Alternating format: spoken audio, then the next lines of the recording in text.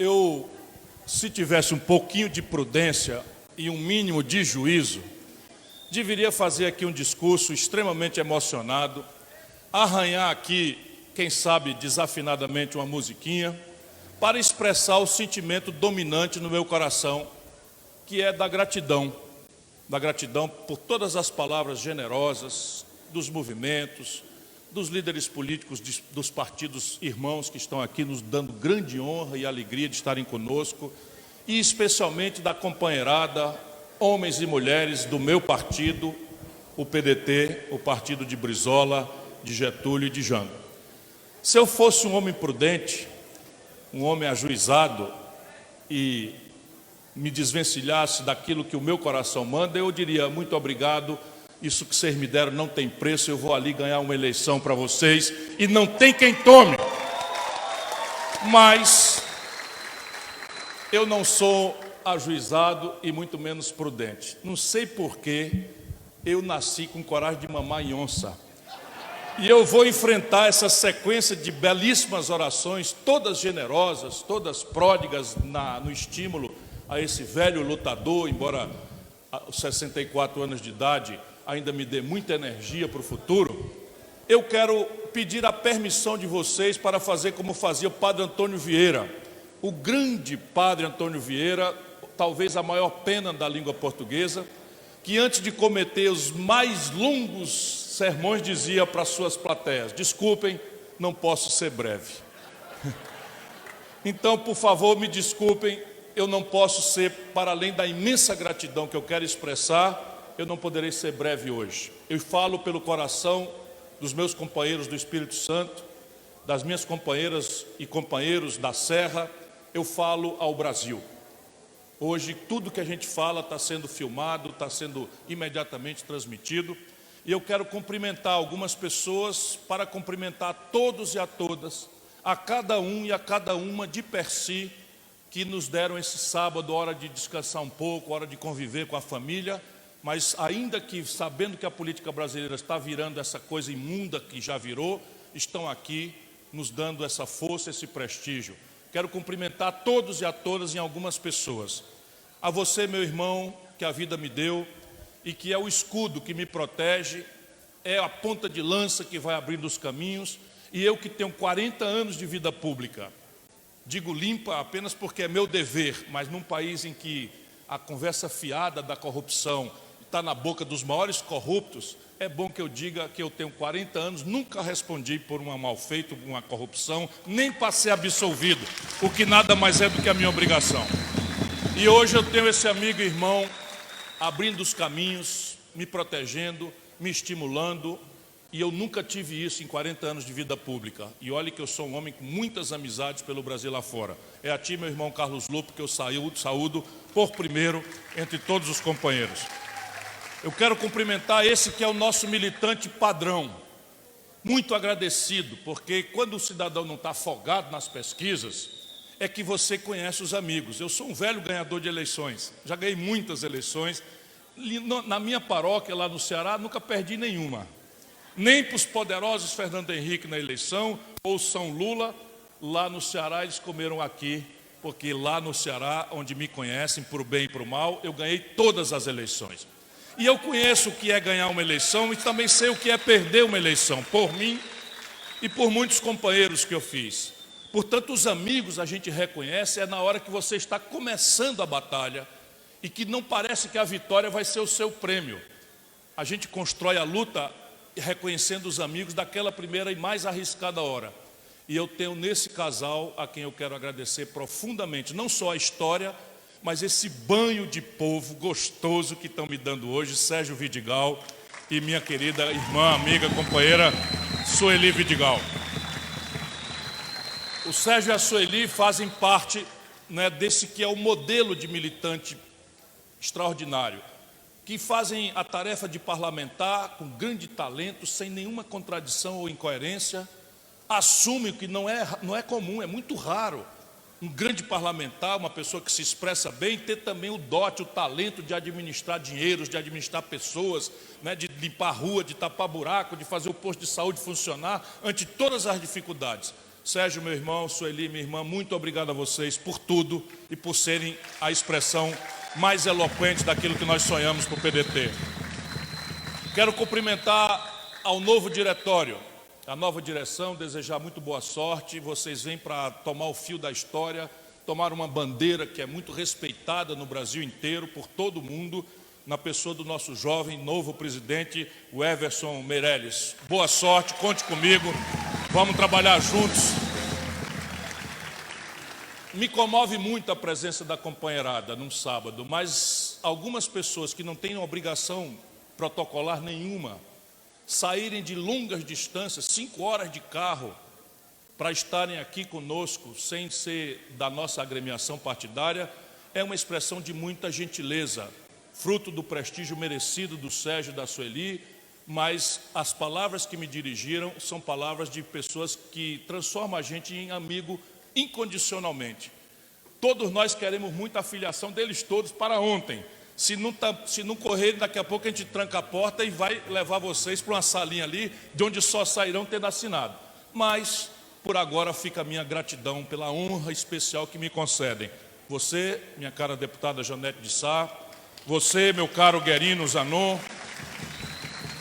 Olha, eu já fui prefeito, já fui deputado estadual também, já fui prefeito. A pessoa ser prefeito é onde você é extremamente avaliado para o bem e para o mal. Você ser prefeito 5 vezes de uma cidade importante como Linhares, que está ali na vizinhança do Nordeste, com esses problemas todos de uma região muito pobre, só pode ser uma pessoa que seja extraordinariamente qualificada, vindo de ser também um grande deputado. Guerino, muito obrigado pelo seu exemplo e pela sua presença. Quase que deu quórum da Assembleia Legislativa do Espírito Santo. Quero abraçar o jovem talentoso deputado Fabrício, meu irmão, muito obrigado. Fomos companheiros de partido. Mando um forte abraço para Roberto Freire. Estamos trabalhando aí, a ideia de construir uma alternativa para o Brasil. Quero cumprimentar a esse que é outro exemplo. Você ter 10 mandatos num país como o Brasil, em que a política desmoraliza, a maioria das pessoas não consegue passar para o 2º mandato. Ser vereador em 2 cidades diferentes, porque as pessoas acham que é difícil ser presidente, mas difícil mesmo é se eleger vereador. Pois ele foi vereador, ainda quando nem se pagava salário para vereador, em Cachoeiro do Itapemirim, tirou mais de 15% dos votos da cidade naquela época. Depois, motorista da ambulância, esse era o maior atributo, vem ser vereador em Vila Velha, se forma em Direito, que é uma profissão extremamente complexa, e revelando uma vocação, vai se formar em Medicina e acumula 6 mandatos de vereador com 4 mandatos de deputado. Hércules, olha, meus parabéns, você é um exemplo. Muito obrigado pelas suas palavras, muito generosas, porque eu sei que você não joga palavras ao vento e nem precisa, nessa altura da vida, a unanimidade de todo o Espírito Santo e sua respeitabilidade o antecede. É um privilégio a sua presença entre nós, viu? Revê-lo. E os companheiros e companheiras vereadores e vereadoras, muito obrigado. Os suplentes e as suplentes, não só da Serra, mas de todo o Espírito Santo que estão conosco aqui. Abraçar na pessoa do nosso vereador Paulinho do Churrasquinho. A carne está cara, hein, Paulinho? Tem que ser frango mesmo agora. Ou peixe, que não tem melhor. Talvez Fortaleza rivalize na peixada de Fortaleza, que é a melhor moqueca do Brasil, a moqueca capixaba. Todos os partidos amigos que vieram até aqui, eu quero cumprimentar na pessoa do Marcos Del Maestro, nosso companheiro, presidente do PP, mandar um forte abraço para toda a companheirada, os amigos. E eu quero saudar a juventude, os movimentos, as mulheres, a diversidade, o movimento sindical, todos os movimentos do PDT que se expressaram tão generosamente aqui, na pessoa daquele que expressou o melhor da inteligência capixaba, que é o seu poeta, o nosso ABM Júnior. Meu irmão, foi uma lindeza ouvi-lo expressar aquilo. Como eu avisei, se eu fosse prudente, eu parava por aqui, e dizia, mas eu vou cometer a imprudência do padre Antônio Vieira. Desculpe, não posso ser breve. Nesse momento em que nós nos reunimos, 20 milhões de brasileiros estão com fome. Não comeram nada ontem e não têm o que comer hoje. Isso é um número oficial do IBGE, no país que mais produz comida no mundo. que é o Brasil. Se achamos isso já muito, eu devo dizer a vocês, com base no mesmo IBGE, lá vou eu, Vidigal, falar em números, 129 milhões de brasileiros comerão hoje precariamente, estarão subnutridos. Entre eles, a maioria crianças. Só uma de cada 4 crianças brasileiras, Hércules, só uma de cada 4 crianças brasileiras farão hoje 3 refeições. Só uma de cada 4 crianças. Eu tenho um filho, 6 anos, o Gael. Vocês conseguem imaginar por trás do número 120 milhões de pessoas o que é um pai ou uma mãe, especialmente uma mãe, ver o filho dizer: mãe, estou com fome, mãe, está doendo minha barriga, mãe, quero comer, e as pessoas não terem o que fazer no país que mais produz e que mais estraga comida no planeta Terra. É em nome disso que eu falo em números. Não é para exibir qualquer tipo de conhecimento. Acreditem, eu não nasci na burguesia brasileira. Eu sou filho de 2 modestos funcionários públicos, ambos professores, que em suas juventudes passaram fome, o meu pai e a minha mãe. E eu fui educado a maior parte da minha vida na escola pública do interior do sertão pobre do Nordeste. Ninguém vai me ensinar a falar com o povo. Eu preciso até tomar muito cuidado, porque de vez em quando o interior de onde eu saí para lutar não saiu de mim, e eu não vou deixar o interior sair de mim, porque eu sou, isso, um brasileiro popular do interior. Me pedem emoção, eu lhes darei algumas emoções. Mas será que neste momento do Brasil, nós chamarmos o nosso povo para aprofundar a mais grave divisão nacional que eu já assisti em 40 anos de experiência? Famílias se destruindo numa guerra selvagem e despolitizada, amigos se insultando na internet. Será que é isso? Essa é a energia? Este é o estado, isso é o que nós pedimos, uma emoção para comover as pessoas, de um lado oferecendo uma promessa mentirosa de um passado generoso que nunca existiu. Nunca foi verdade que o povo brasileiro, pela sua dimensão mais pobre, tivesse como rotina o direito de comer picanha e cerveja. Se é justo e merecido que um popular trabalhador possa comer camarão, é mentira dizer que o povo brasileiro come camarão ou já teve a chance de transformar camarão num elemento rotineiro do seu conteúdo alimentar. É mentira grosseira que explora o sofrimento do nosso povo, afirmar que um presidente da República que enganou 70% do eleitorado mais politizado do Brasil, que é o eleitorado do Sudeste, onde pula a pérola do Espírito Santo, um dos estados mais organizados e mais queridos de todos os brasileiros, 70% do nosso povo acreditou na promessa de combater a corrupção de um cara que, quando tinha oportunidade de administrar um tostão, roubava dinheiro de funcionário fantasma, roubava dinheiro da gasolina do gabinete, corrompeu os filhos, criança, corrompeu as mulheres, crianças. Mas não é sem controlar as emoções que trazem do meu coração para a boca de interiorano palavras muito pouco polidas para examinar a situação dessas figuras que estão destruindo a nação brasileira. Eu voltarei aos números. O Brasil, deixe que lhes diga, para semear esperança, mas a esperança que nós precisamos é uma esperança com o pé no chão. É uma esperança que compreenda o tamanho da gravidade da tarefa, que não é obra para salvador da pátria. Nós temos que distinguir quem está comprometido, quem tem experiência, quem tem decência. Sim, temos que distinguir. Não é razoável imaginar que um estagiário, por mais respeito, e ninguém tem mais respeito pelos estagiários da juventude brasileira do que eu, no Ceará, 50% do ensino médio já é em tempo integral profissionalizante e cada garoto sai da escola do Ceará com estágio remunerado pelo governo para adquirir a primeira experiência e se inserir no mercado de trabalho. Mas será que a presidência da República do Brasil, no epicentro da mais grave crise econômica e social da história brasileira, num universo internacional extremamente hostil, em que a imagem do Brasil está reduzida a um grande marginal das relações internacionais, será que é hora da gente, de novo, como a elite calhorda que domina as estruturas de comunicação do Sudeste brasileiro, São Paulo e Rio de Janeiro, para ser mais justo, querem de novo fazer? Acreditem, essa não é a hora para a gente ter ilusões com salvadores da pátria. Ou o Brasil mergulha nesse debate para envolver todo o nosso povo na compreensão da raiz do problema, ou nós não acharemos a solução. Quer uma linguagem popular? Eu faço uma linguagem popular. O Vidigal é médico, o nosso Hércules é médico, então vamos à linguagem da medicina. Se eu sinto uma dor no abdômen, isso pode ser um prosaico acúmulo de gases, podem rir.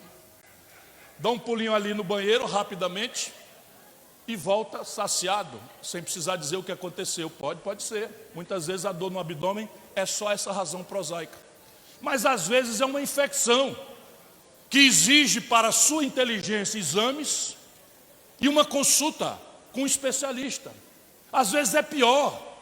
Pode ser uma tragédia de malignidade, em que o caso já não é mais um tratamento de injeção e de antibiótico, mas uma cirurgia extensa, delicada, complexa, que importa em risco de morte. Quem distingue isso? Quem compreende a raiz dessa dor? Todo mundo é capaz de sentir. Todo mundo pode ouvir o reclame de alguém: estou com uma dor no abdômen. Mas a quem nós entregamos um filho com esses sintomas? A um malabarista extraordinário que vemos nas esquinas do Brasil, na mais selvagem informalidade do mundo do trabalho que essa nação já assistiu? Acredite, o malabarista sabe como ninguém extraordinariamente jogar malabares. Se eu treinar 6 meses, talvez eu consiga fazer coisa parecida, mas eu não entrego meu filho para fazer uma cirurgia de apendicite para um malabarista extraordinário. É disso que se trata. Ideia, compreensão do diagnóstico, terapia, discussão das soluções. Por que, irmão? Por que, irmã? Eu digo a vocês, e a minha militância mais jovem já se acostumou a ouvir, por uma circunstância que a sabedoria popular nos ensina. Se você, ao longo da BR-101, quando sair da linda serra e entrar para a zona rural, assistir um tatu em cima de um toco, pode apostar, alguém botou esse tatu ali. Por quê? Porque tatu não sobe em toco. E acreditem, tudo que está errado no Brasil, não está errado porque tinha um manual de fazer certo. E os caras em Brasília são tão safados, tão incompetentes, tão inimigos do povo, que vão lá de propósito e fazem tudo errado. Ah, se fosse assim era tão mais fácil. Não é não. Tudo que está errado na institucionalidade brasileira está errado para atender ao interesse de uma minoria de ultrapoderosos privilegiados. E eu trago-lhes números. Entre 1930 e 1980, 50 anos seguidos, o nosso país foi o país que mais cresceu no mundo. Ouçam o que eu estou dizendo, jovens. Ouçam, descrentes, o que eu estou anunciando. Isto é documentado. Entre 1930 e 1980, esta grande nação admirou o mundo.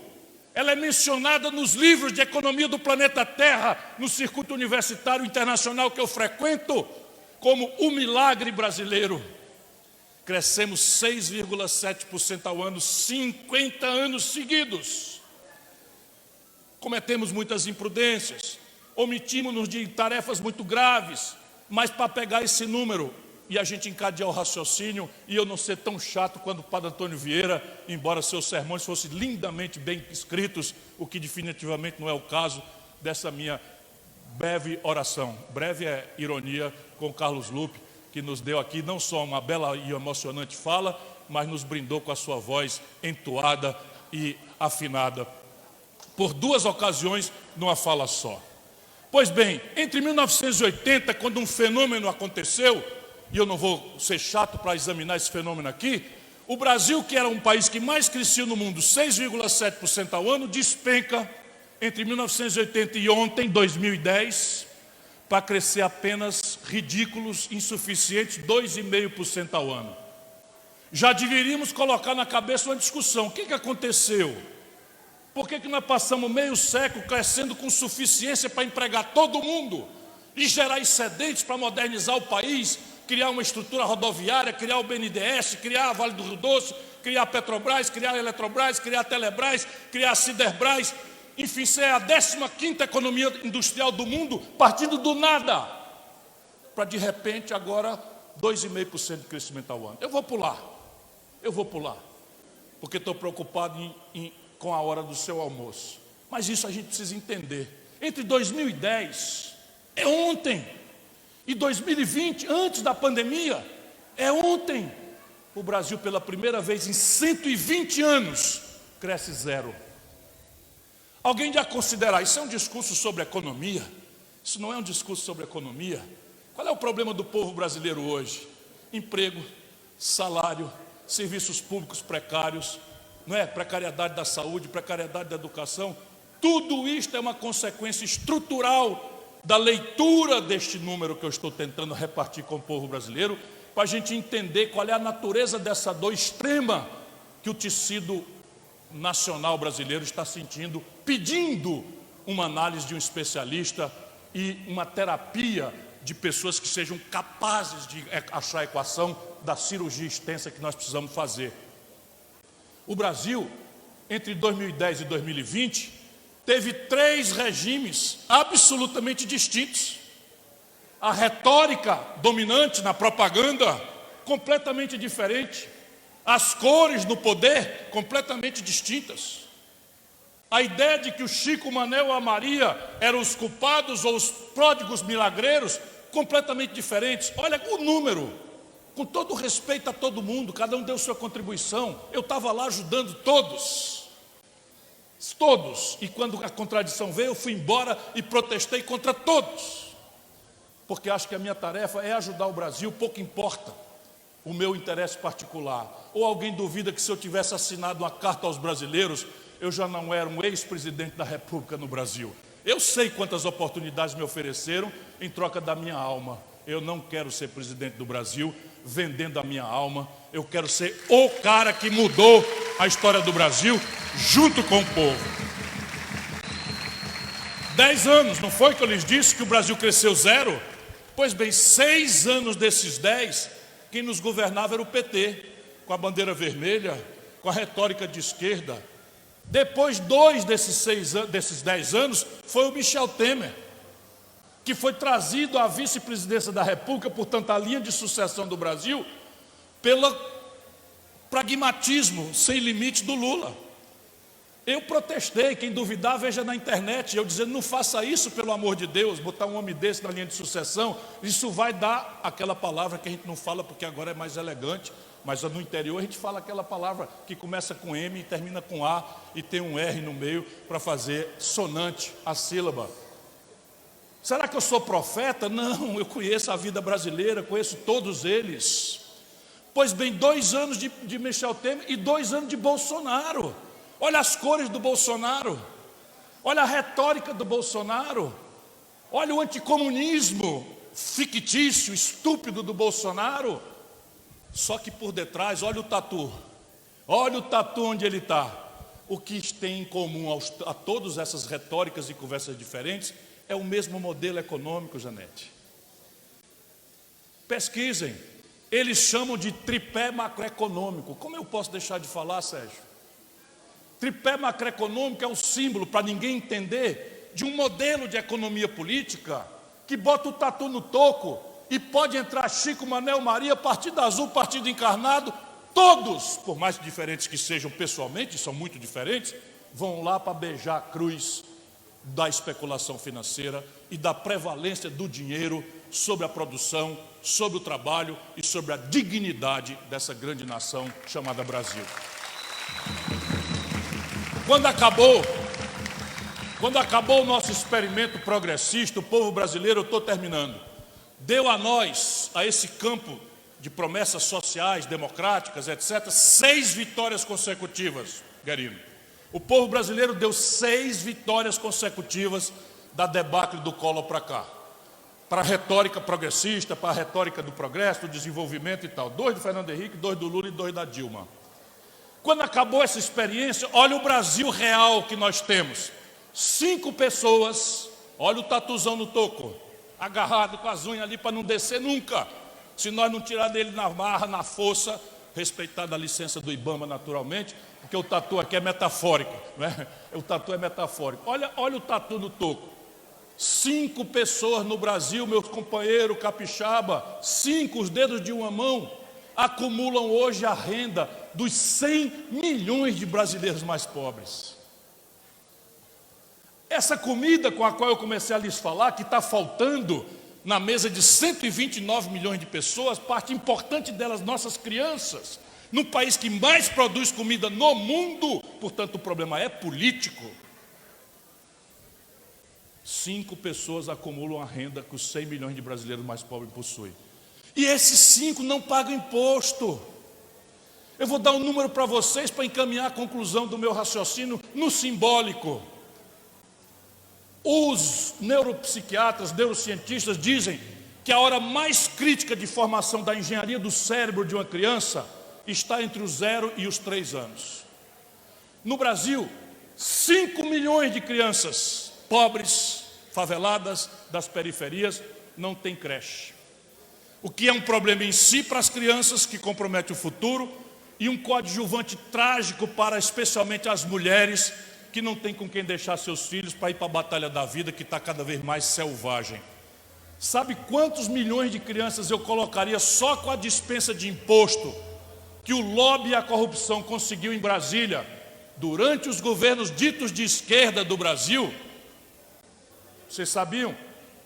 Não se cobra imposto federal sobre salmão, não se cobra imposto federal sobre queijo suíço, não se cobra imposto no Brasil só na base da propina, não se cobra imposto sobre filé mignon. Queijo suíço, salmão e filé mignon, eu fiz uma conta, dispensa de cobrar 8 bilhões de reais por ano. Sabe quantas crianças eu coloco numa creche em tempo integral, como sabemos fazer no Ceará? 1 milhão de crianças. Vocês batem palma e eu sou muito agradecido. Mas isso aqui é o mais fácil de entender do que está acontecendo com o Brasil. Por quê? Porque todos os lobistas, meia dúzia de importadores de salmão, meia dúzia de importadores de queijo suíço, e a JBS, que monopoliza 70% da produção de filé no Brasil, querem comer o meu fígado, querem me ver pelas costas, aceitam o Lula, aceitam o Bolsonaro, aceitam qualquer um, inventam qualquer um, mas não querem perder 8 bilhões de dispensa inexplicável de imposto para atender a quem? As mães que não estão aqui me ouvindo, ou que talvez, se estiverem me ouvindo, não vão me entender, porque dizem que eu falo muito de números, ou que eu sou estourado. Percebem? É muito lisonjeiro para um cara como eu, 40 anos depois, não ser chamado de ladrão, nem para ser inocentado e nem de incompetente. Eles têm que inventar uma coisa como se eu estivesse pedindo alguém para noivar comigo, e aí querem consultar o meu temperamento. E vocês acham mesmo que o ex-ministro da Fazenda, ex-ministro da Integração, ex-governador, ex-prefeito de uma capital, ex-deputado federal mais votado do país, ex-deputado estadual uma vez, ex-deputado outra vez, secretário de saúde, é o meu pequeno currículo, seria esse doidão que o adversário quer pintar? Não dá. O que eles não querem é que eu conte a história, porque eu vou contar outra para vocês e termino. Se o Brasil cobrar só o imposto de renda na pessoa física, dos lucros e dividendos empresariais, do setor financeiro mais lucrativo do planeta Terra, como eu, Ciro Gomes, já cobrei quando fui ministro da Fazenda, do grande brasileiro presidente Itamar Franco, eu coloco 4 milhões de crianças em tempo integral numa creche no Brasil. Eu arrecado 60 bilhões de reais por ano. É isso o que eles não querem discutir. E é isso que nós precisamos discutir. E termino dizendo por quê. Porque se nós não fizermos da eleição um enunciado das propostas, se nós não fizermos a eleição ser um plebiscito sobre as ideias, sobre as propostas, sobre os planos, sobre os compromissos com o povo brasileiro, o pacto reacionário que nos governa há 30 anos vai continuar o mesmo. Por quê? Porque o tatu está no toco, porque os poderosos colocaram e querem que ele fique lá. Para tirar o tatu do toco, eu tenho que trocar a mão de quem botou.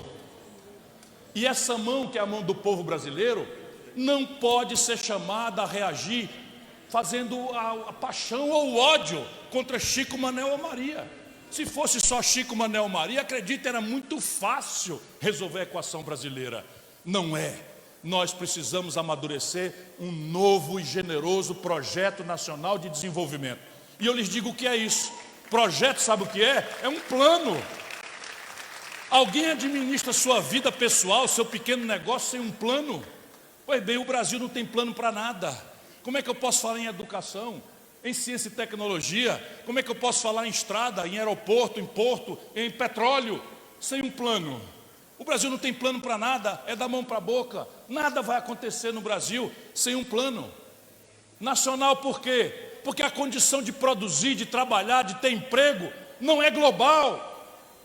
O mundo está indo embora na questão da tecnologia, da sofisticação, e o Brasil está indo para trás.